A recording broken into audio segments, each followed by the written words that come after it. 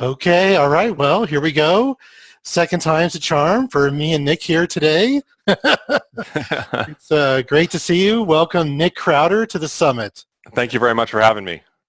Yeah, no, I appreciate it. I'm glad to have you. And I was thinking, you're in the Portland, Oregon area, and I don't have anybody from Portland. I've got a few people from the Seattle area, so you need to represent Portland really well. All right, I'll do my best.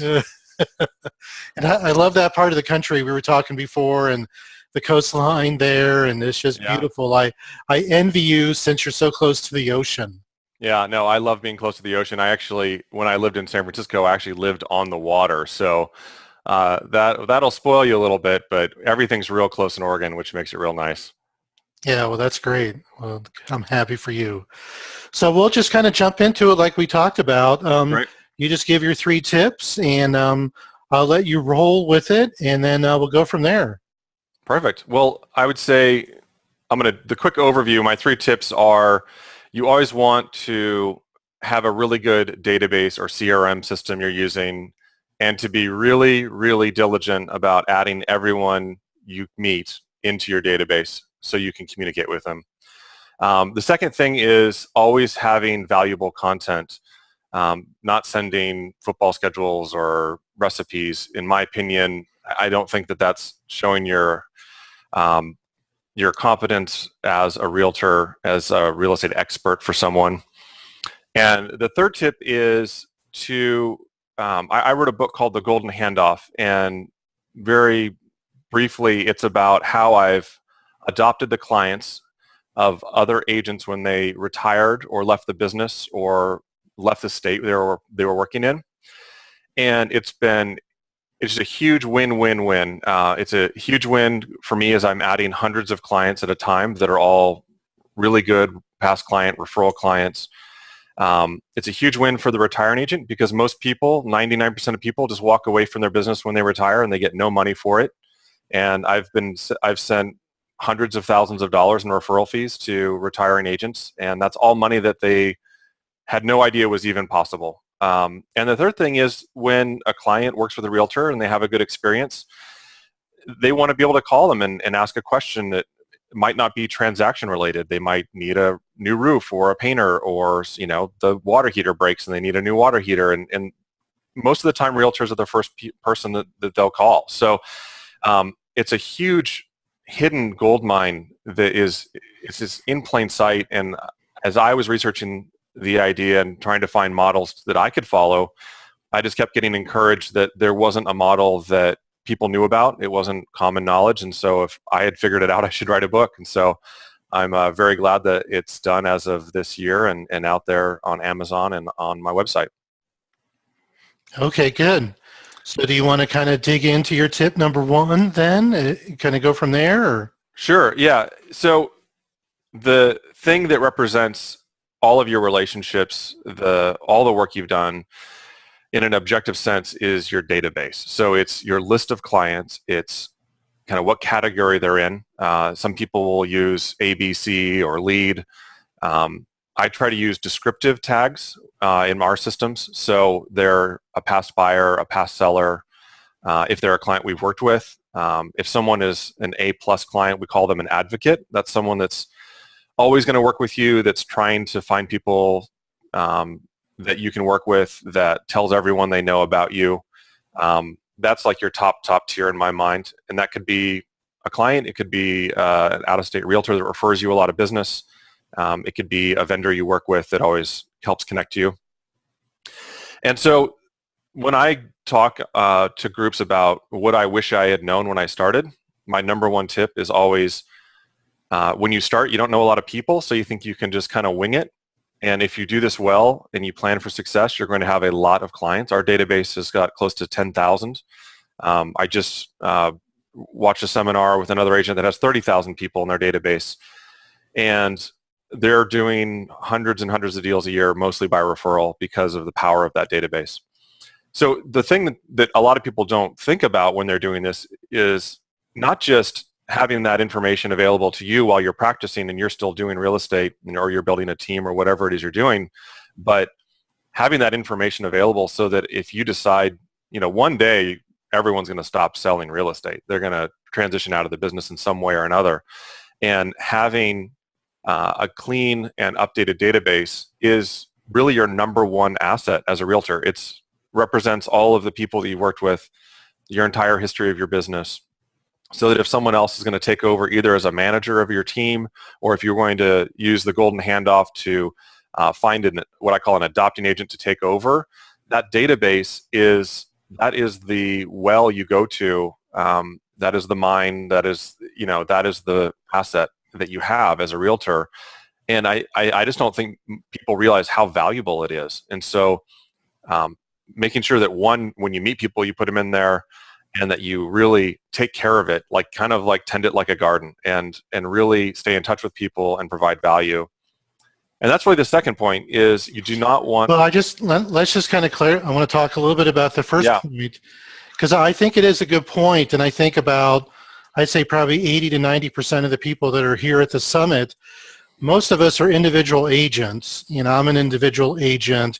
Right. And so if we don't have a database, like a lot of us don't, a lot of us have it in Excel, we have it in our cell phone, we have an email list in MailChimp or in Gmail or whatever, but how can you advise somebody how to start, what type of database they need to look at, what is a good reference point from a cost, what should we be looking at, what's really expensive, what's something that's kind of affordable. Yeah. And because I think you've kind of got a sense of this more so than somebody like myself. Sure. Well, the good news is there are some really good real estate specific CRMs out there, and there's really too many for me to mention, and that world changes so rapidly that what might be the best system today in 6 months might be antiquated, or might be kind of behind a different system that has some new integration or API where it connects. Right now, my team is using a system called Follow Up Boss. I should know how much it costs off the top of my head. I think it's a couple $100 a month, but I have a team license for a team of 8. And so that has automatic API integration with Zillow and Trulia, Homes.com, things like that, LoopNet, so that when someone emails us from one of those platforms, it automatically puts them in the system for you. In our system, because we have a team, it sends a text message to one of our buyer's agents and lets them know there's someone that needs to be called or emailed back right away, which is super helpful. I've used a lot of other systems. In the book, I talk about a system called Contactually, which I think is a great way to aggregate that. So for a single agent out there that is looking to put their database together for the first time, that will reach out to your social media accounts and your Gmail account. You can upload, an Excel spreadsheet of your client list if that's how you have it. You can, it can talk back and forth, I believe, with your Google contacts. So if you have your phone syncing with that through some kind of integration, it will allow you to do that as well. And the important thing is just to get it all in one spot, and then you can sort it out. And I think that's what most people struggle with, is they have their IDX or their MLS emails they're sending out. You've got your phone, you've got your email. A lot of times for people, their email is kind of their task list and their contact list. But Contactually is a good system, and there's a couple others that do a good job of taking that and aggregating it and putting it into one spot so that you can actually see it all in the same way and start organizing who's who. And that's really the second step, is put everyone in one system and then organize them based on categories that you can take action on. Yeah, and I like when you talk about categories, because you could have a category of previous customers, people that are your top sphere, whatever. Mm-hmm. The other thing too is that just advice to some of the agents watching out there, and you could probably speak to this too, is that a lot of companies that you work for, they provide some type of database. Sure. Sort of like Keller Williams, Century 21, a lot of the RE/MAX offices. And I think from a do you think that'd be a good way for some people to do it? I think, I would say look at what you have available. The one thing I'll mention that is critical is you need to understand how much of that information is easily imported but also exported. A lot of CRMs don't have very good export functionality, and I've definitely dealt with some, and some of them are in that real estate space. I think it might be kind of an industry-wide thing that it isn't easy to do a full export. And that's really important. And I would say that that's a deal breaker for me at this point, because when you switch systems, so I'm in the business 10 years now, and so I have notes going back on some clients 10 years. And if you have a history of all the calls and emails, the notes, that can be very helpful when you're trying to re-engage clients that maybe you haven't talked to in a while, or if you're starting to build a team and you want your team to help you by staying in touch more frequently with your client lists. Because if you've got 10,000 people, you can't call everyone even once a year. It would just be an enormous task, but a team can definitely do it. So being able to share that information and change platforms if you need to is important. Yeah, and I think a lot of us, change companies. Right. So you want to be able to make sure you can export it, because that's our business, like you said. So you want to take your database with you. Yeah, and make sure I would just counsel people to make sure you own that information. You don't want to use a system if it's, that's one of the reasons why a lot of people talk about not using your social media accounts to hold your client lists, because if they change their rules or they have a server failure or something, which is highly unlikely at the level that these guys are at, like at LinkedIn or Facebook, but it's not, you don't have it saved offline. And that's really important, is to have it backed up so that, God forbid that there is some massive failure, you don't all of a sudden lose your contact list because you're just using Facebook to keep your list of contacts. and so even if you're doing that, I would say make sure you have a way to export that information so you have essentially a backup, so you don't lose it. Because again, it's the most valuable thing you have if you're a realtor.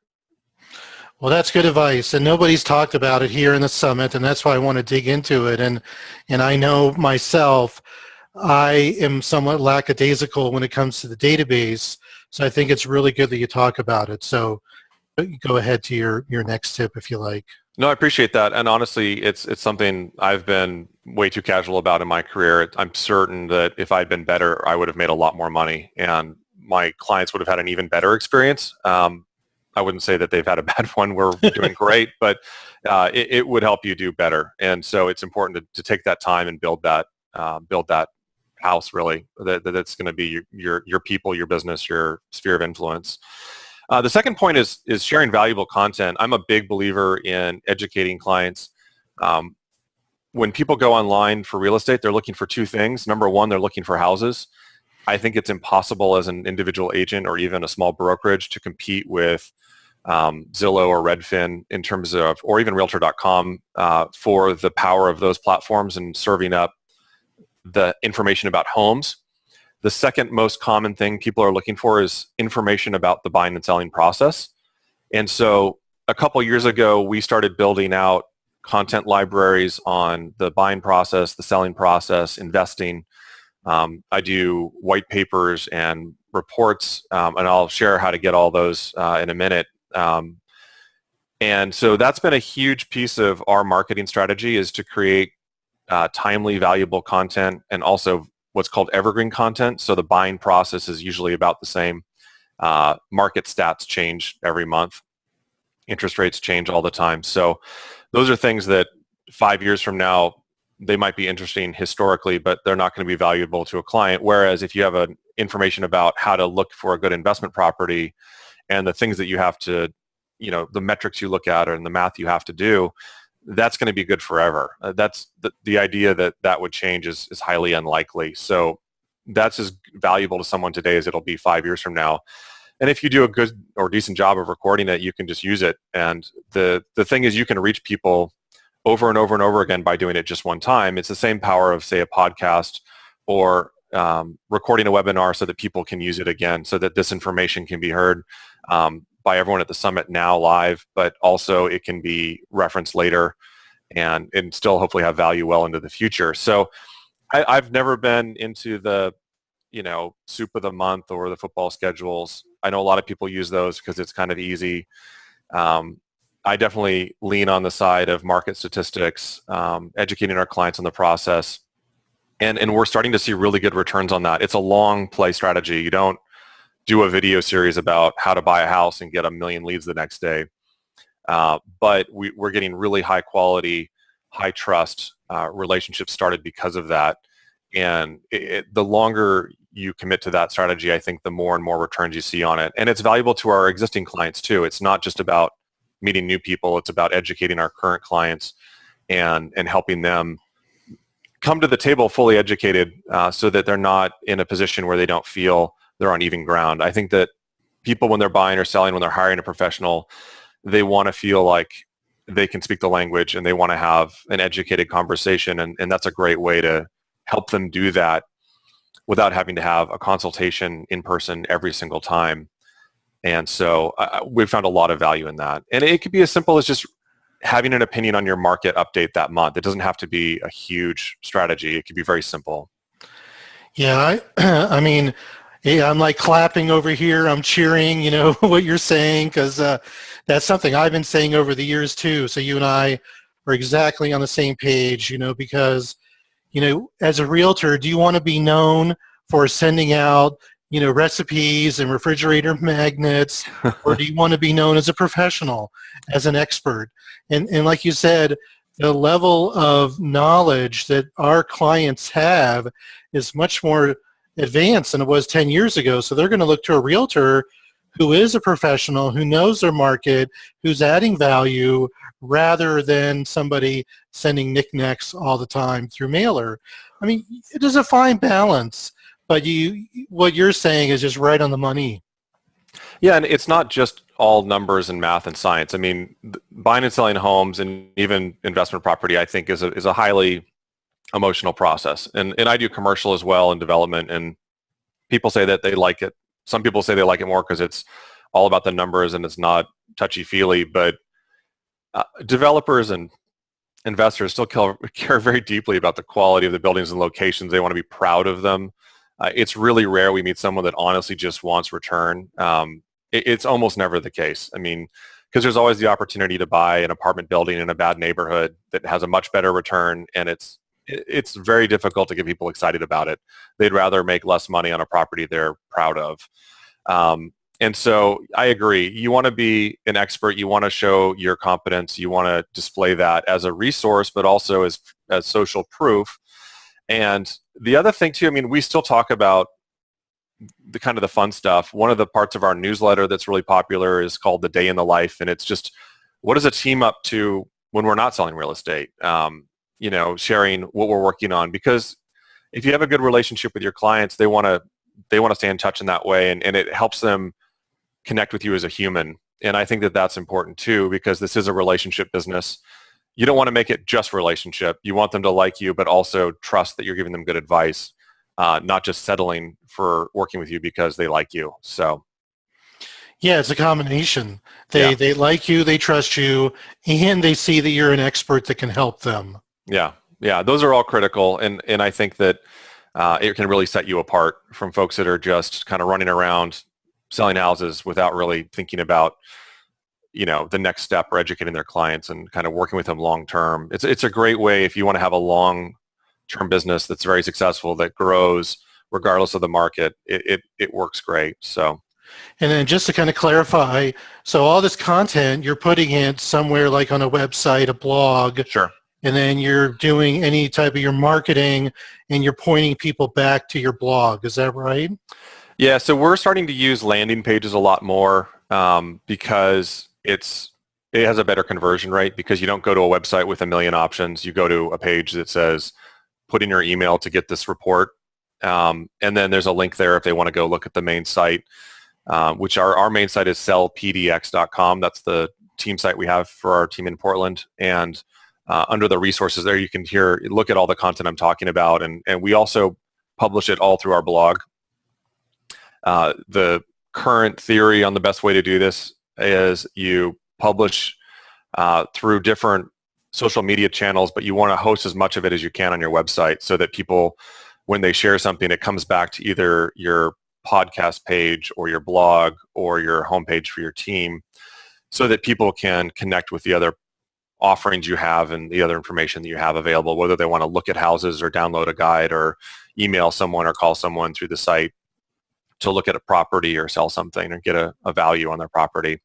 So yeah, we publish all of our video through YouTube. We put that, we embed it on our blog. We send out everything through social media that connects back to our blog. So we're also, we're in YouTube, which is a huge search engine. And so if you have rich content in YouTube, it's just living there, connecting with as many people as can find it, and that all redirects them back to you. So I would say if you're doing that, make sure you put your website in the description on YouTube. You can also put it in the first or second line, because that's what shows when you see the video. Yeah, exactly. So there's a lot of little tweaks you can do to get the most out of it, so that if you're going to take the time to do a video or have a little opinion about the latest market updates, you can get the most juice for that effort as possible. That's what we're always looking for. You're going to put out about the same effort. You might as well take the extra couple steps to really make sure that it reaches as many people as possible. Yeah, that's awesome. And the last thing I'll say here is that what we're seeing, and you're probably seeing the same thing, is that, like you said with Zillow and Trulia, they're kind of commodities, people looking at all the properties. So now we're seeing a lot more buyers and sellers. They will make agent selection online. And one of the best ways to make a selection is through a video, because they can see you, they can build a relationship, and then they can go back to your blog or whatever in like the landing pages that you talk about. So I think that's a great tool. Yeah, and I mean, we're seeing it working more and more, and it's really exciting to get a call and have someone say, hey, we want to work with you because we read all of your guides and you obviously believe in educating your clients, and we want to work with an agent like you. It just gives you the opportunity to connect with more people in a meaningful way. And obviously we want all of our content to be based on where we're experts. So, the close-in market in Portland, the investment in, market in Portland, those are the things that we talk about all the time. So that when people are looking for that, they hopefully find us through those channels, and we get to help them as an agent. Yeah, and those are the best phone calls. Hey, Nick, can you be my realtor? I saw your video. I read your website. Can you help me? Yeah, it's a great one. You start with a very high level of trust, so you're not selling yourself. You're just helping them and working on what you're going to do to help them achieve their goals, which is, I love starting there. That's the best place to start. Okay, cool. Go ahead. Go ahead. Want to talk about the book? Yeah. Let's do tip number 3. All right. I think it's very timely with what's going on in the industry, and we can make a few points. But because I think your book, I've been looking at it and reading through it, is, like you said, it's a win-win. So it can help younger, newer agents because they can adopt a business from a retiring agent. And we've been talking about this for years. I mean, the baby boomers are all moving on. Yeah. So yeah, feel free, and then I'll kind of chime in. I got some points too. Great. Yeah. Well, first of all, thanks again for inviting me to the summit. I'm really excited to share this idea and help other realtors out there, kind of whatever phase they're in. So I spent 3 years writing this book. It's called The Golden Handoff. I have a website, goldenhandoff.com, and it's on Amazon as well. It's been doing really well. It's been out, as of recording this, it's been out about 5 or 6 weeks, and it's doing very well. And it's really exciting to see people take this idea and really run with it. And again, really simply, there's a lot of realtors that are wanting to retire, or by necessity, they have to make a move. Maybe their spouse has a job change or something happens, and they have a business. And right now, most people don't understand how much value it has. They know how much money they've made with it, but there really hasn't been a model of, well, how do I get value from all of this work I've done, but not being the person that's running around showing houses or answering the phone or selling. And what I found in doing this, and I've done this multiple times now with all different sorts of retiring agents. So some of them are just leaving town. Some of them are actually retiring. A lot of people are transitioning into other careers for different reasons. And it's a huge win-win because they don't realize how much value they have. They don't realize what this is worth. And that's why I go back to the database. My first point is that's really how you hand it off to someone. Is the database is what you're handing off, that and an endorsement. And the way it works is basically, if you're looking to get out of the business, you need to look and find someone who is a successful agent who has the ability to take on more clients, whether that's 50 clients or 500 clients. And that's going to require different things. I've talked to some very big agents about taking over their business. We're looking at $50, $60 million a year in volume, over 100 transactions. So that would literally be doubling my business overnight, which means I need to hire people. We probably need more space. I'm probably going to open up a second office if we do that. That requires a lot. But most people that are getting out of the business are kind of mid-tier agents. They're not super big teams. They're not mega agents. They're doing, 4 to 8 million a year. They're doing 20 to 30 transactions. And that's really great. I mean, that's still an incredibly valuable business. And that's much easier to transition. And I go over it. I mean, the book, I tried as much as I could to make it a roadmap that anyone could take it, the book and the resources that are available on the site, and really follow step by step what I've done. I even have the contracts and the scripts and the letters and everything there, so you don't have to rewrite or reinvent anything.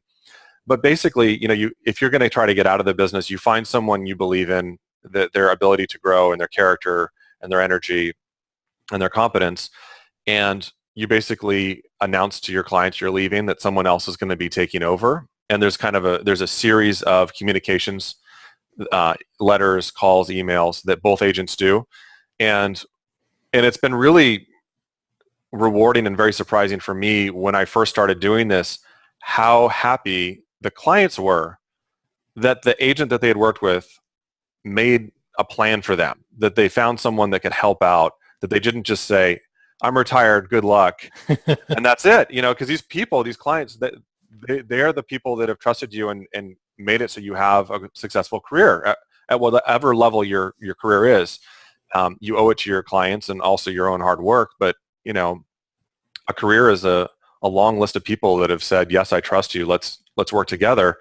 And it's been an incredibly warm reception for me as the adopting agent in these cases, because I'm still growing my business, to be meeting new clients and to be building those relationships. And some of it turns into right-away business, but again, like a referral business, you have a larger client list of people that are going to refer you, that are going to need your services in the future, and it just works incredibly well. So that's kind of that. I wanted to just talk with you since you've been reading the book and see what your questions are, your kind of ahas, and just talk about that.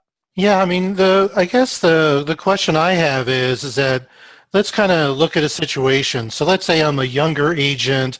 Let's say I'm just getting into the business. I'm like 30, 35. Sure. And let's say I've been a realtor now for about a year. Things are going well, but I want to look at growing my business. So then I see another agent in my office. And let's say that agent is in, baby boomer, 60, 65, and they're thinking of retiring. So how would you, if I was that younger agent, how do I approach the agent that, is that, I guess, am I going to offend that agent if I say, hey, are you thinking of retiring, or have you made any plans for your business? Kind of give me some coaching on how I would initiate that conversation. Sure. I think, again, when I was doing this, I didn't have the book. So it was harder. It's been really exciting since it's been done to just have a meeting with someone and give them a copy of the book and just ask them. I think quite simply it's, what is your plan with your business when you decide to retire? And I think what most people will hear is this, well, I'm thinking I'm going to just work with a couple of my favorite people, and I'm going to just kind of slow down, and I'll just do a couple bigger deals a year with my, high trust, my A+ people. And, if something else comes in that I don't deal, maybe I'll refer it to you. And I think most people, if they have any plan at all, that's probably what their plan looks like. And here's the problem. If you're a retiring agent, if you're a baby boomer and you've been doing 15 million a year, 20 million a year, whatever it is in your market, and you say, you know what, I'm only going to do 5 million a year with my favorite people. I'm not going to do 20 million. I'm not going to advertise. I'm not going to do open houses. I'm not going to do sign calls. I'm going to just focus on my best people and take more time off. Well, the $15 million of business, which you're now saying no to, is going to be handled by other agents. And it's going to be handled by other agents you don't have any voice in choosing. And so even if someone is looking to start slowing down or downsizing, they're going to lose a ton of money. And you could make almost as much money having someone adopt your client list and adopt your sphere as you would by downsizing and continuing to work. And when you do it where you have someone actively communicating with your client list and actively marketing, that's how this works. If you don't call people, or if you don't send information to them, they think you're out of business. And I don't mean like in a year or two. I mean in like 3 to 6 months, most people assume, if they haven't heard from you, that you're probably not in the business. And we live in a bubble where you know how other agents are doing and you know how you're doing, but your clients don't live in that bubble. They live in the real world outside of real estate where they're doing whatever they do. And so if they don't hear from you, they think you're gone. And I think that's something that realtors know, but they really have to acknowledge. And the idea of slowing down and downsizing is a surefire way to lose the majority of your clients. And you don't even know where they're going. As opposed to if you're a new agent and you approach someone in that position, absolutely do not worry about them being offended. I think if you have any solution you can provide them, even if they don't work with you or even if they don't take your advice, if you can provide them with an option and a solution for, here's a way to transition out of the business and still make some money and make sure your clients are cared for, and you can actually quit working. I mean, that's the thing. Do you want to retire or not? Because it's hard to be part-time in real estate. It's really hard because if you're doing 10 or 15 deals a year, you're really at your client's beck and call. You can't say no to the one deal that month because that's the one you need. It's not like you're doing 5 or 10 a month and you can start changing who your client focus is. You don't have that control anymore. Yeah, no, that's good. That's good. I think this is very helpful because, like you said, it is a win-win. I think the other thing I noticed, and it's actually, if you look at it, it's a win-win-win. Right. Because the company, the brokerage, if they have a lot of agents that are aging, looking at moving on, they're going to lose a lot of those deals. So if they can keep that transition from one agent to another agent in the same office, the same company, that's a win-win-win. And I think that's a real beautiful thing. And what you're doing, I think, is so timely. Yeah, I hope so. That was part of how I rationalized being slow about finishing it, is that the market was so hot that no one was really thinking of retiring. And that isn't even true. I mean, there's still people that are going to retire, good market or bad market. They're going to change jobs or move. And yeah, from a brokerage level perspective, it's huge because when you have a really big agent leave your brokerage, I mean, the brokerages know the value of the brokerage is the value of the agents, and the value of the agents is the value of their relationships with their clients. That's it. I think that's one thing that I'm at Keller Williams. I think that's one thing that they realized a long time ago, and that's why they focus so much on education. And I don't want to promote one brokerage over another. I talk to brokerages. I've talked with Remax and all these other people about this idea because it matters to everyone. It matters to every brokerage. And think of it, it's a value add. So a brokerage can help facilitate this where they're helping their new agents grow faster. And I mean exponentially faster, not a little bit, but you take a good agent that's, got a client list of 100 people in their first year, they've maybe done 20 deals, 30 deals, and you could help them really exponentially grow. A retiring agent leaves and gives them 400 new past clients to talk to. That's going to be a huge game changer for their career. It has been for me. And then for the retiring agents, you have a plan of how they can still make some money. They don't have to keep working until they die. And and from the brokerage perspective, well, I talk to agents that are like in their 70s and they're still showing houses. And if you love it, keep doing it. Whatever you love doing, I mean, you should do that. It doesn't matter how old you are. I know people in their 80s that are still running 2 companies because it's what they love. But I don't know if people really want to show houses for 50 years. I don't know if that's really what turns people on, and most people will kind of shake their head and go, oh, I don't want to be doing this when I'm 80. But a lot of people don't have options. If you haven't bought investment property, if you haven't saved, you might not have a lot of options. This might be your primary asset, and this is a way to get a benefit from it. And then from the broker's level, from the brokerage, you don't want to lose an agent and lose all their clients. So if you're going to lose the agent that's leaving the business for whatever reason, you can at least try to help those clients stay with the brokerage and stay with an agent there that can take care of them. But you have to have a person. There has to be a really good agent that is taking over, that is actively marketing and staying in touch with people. It doesn't work if you're not staying in touch with the clients. Yeah, no, I agree. Okay, so here's the $1,000,000 question. Sure. So, because I'm sure everybody's thinking about this, so kind of give me a framework of what the cost structure is for this. Is it really more like a referral fee kind of thing? And then maybe just kind of give, because I know you can't give like one number, but just kind of give us a sense of what we're looking at here. So the way that I've structured the Golden Handoff is that it's a referral basis on closed business. It's basically it's a 3-year deal. In Oregon, you have to stay licensed to get referral income. You could move to a new state and get licensed there, and you can still do referral fees. But so make sure you check what the requirements are in your state. But both people have to be licensed for this to work, which is not a big deal. In Oregon, your license lasts 2 years, and you have to do some online ad here and there. It's not super intense to maintain a license once you're already licensed. So it's a referral fee of 70% to the adopting agent, 30% to the retiring agent in the first year. That's for people in the database that close a deal. And if someone buys and sells 4 times, that happens each time. It's not a one-time referral. It's the life of the contract. And that's important. We had one client once that sold 2 multi-million-dollar condos and then bought an $800,000 house. They were downsizing. And that was all done in 18 months. So the retiring agent got paid on each one of those. The second year, it's 80-20. The third year, it's 90-10. And then after that, basically, I own the database, and there's no referral fee owed to the retiring agent. And if there's anyone new that they send, so if they go to a barbecue and the neighbor mentions, oh, we're thinking of selling our house, if they refer that over to me, then it's 20%. And that's for as long as they keep their license. If they decide to keep their license and refer 5 or 6 people a year, that could be forever. Because obviously if you referred someone to me in Portland or I referred someone to you in Colorado, the common practice is you get a referral fee. So I figured why not make that the same for the retiring agent. And the rationale is this. First of all, most people are totally okay with this deal. I haven't had a lot of pushback from retiring agents. Some people, if they have real assets, they might want some upfront payment.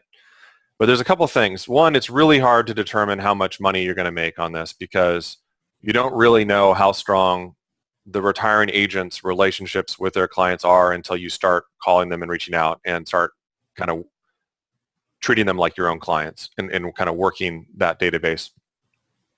The second part is you don't know the dynamic of the market you're entering. So I took over a bunch of these when the market was down and people were getting out of the business to get salary jobs. Well, now the market rebounds and a ton of people that have been on the sidelines are now deciding to do something. So I would have underpaid for it then versus if you sold a business now and the market slows down, you might think that you're buying a $50 million a year business, but then it becomes a $25 million a year business. And so I think the fairest way for both people is to do it on the back end. I think that in my experience, honestly, it's typically probably worth more. I think that most retiring agents do better by doing the referral agreement than they would if they just sold it on a flat fee basis. And I also like that the retiring agents are still have a vetted interest in making sure it works because it's not like they've got their check and that they're gone. If you need a question answered or you want, a little bit more information about a past client, they're going to be more available to help you. Yeah, no, I think the referral structure is the best way to go because you pay as you go and it is an asset. So it does give some motivation to the retiring agent to make sure that the handoff is smooth. And I think the fee structure is definitely very fair. And but I'm sure this is all negotiable. If you wanted to try to negotiate like a 5-year deal, and let's say you had a lot of people in your database and you can negotiate like a 5-year contract if you're the retiring agent and do like a sliding scale like you did. But I like the concept that it's a referral fee. You could do an upfront, but an upfront is not going to work with an agent who's 25 to 35. Right. It doesn't have those kind of assets. Yeah, and that's you hit the nail on the head there. Not only do you not really know what it's going to be worth at the end of the day until you get in there and start working and start introducing yourself to these new clients. And I've had to go all different kinds of ways. So, I mean, you see a lot, and I try to cover as much of that kind of what ifs in the book that I've encountered. But the other thing, you're right. If you're a newer agent and you've got a ton of energy and you've got a ton of drive, you might not have $50,000 sitting on the sidelines to do this. And it might, even if you did, it might not be the best way to spend it. It really depends. And again, I think that, like you said, this is a very equitable solution.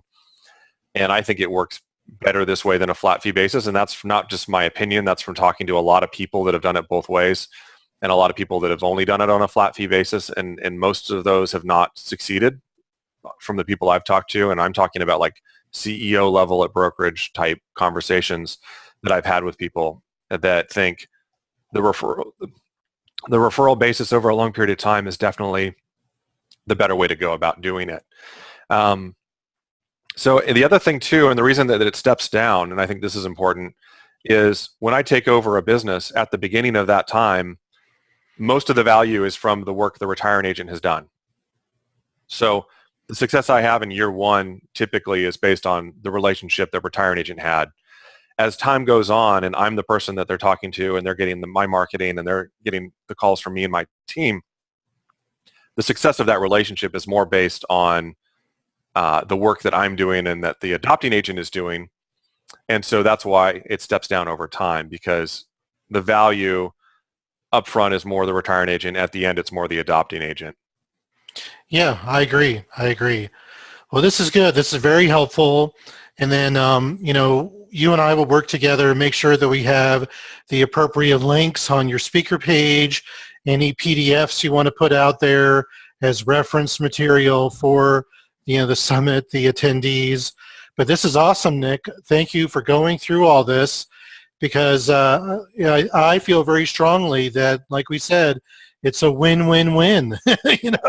Thank you. Yeah, I'm excited about it, and I'm really excited to thank you for helping share this idea with more people. It's starting to get traction. It's really exciting to see people take this and really run with it in different markets. And I hope to hear from anyone who's going on this adventure of adopting clients or selling their business, and let me know how it goes. I'd love to hear the stories. Okay, cool. Okay, so we're through your 3 tips. So here's the bonus question, very easy. So here it is. We're in January 2016. I want you to look back last year, 2015. Give me an accomplishment, a goal that you achieved. You kind of raised your fists and said, hey, I did it. It could be personal. It could be business. Well, I think finishing the book and publishing it, it's definitely something I've always wanted to do. And the writing process was a whole new learning experience, working with an editor, doing a revision after revision, and realizing at the end that it really made a much better book, a much better product for people to use. And then learning the publishing world for the first time. It's so easy to just get stuck in what you do day to day. I've got a very busy team. We'll probably do around 40 million this year, maybe a little more. And so that keeps us real busy. And so it felt great to do this. And I really do believe it's going to help a lot of people.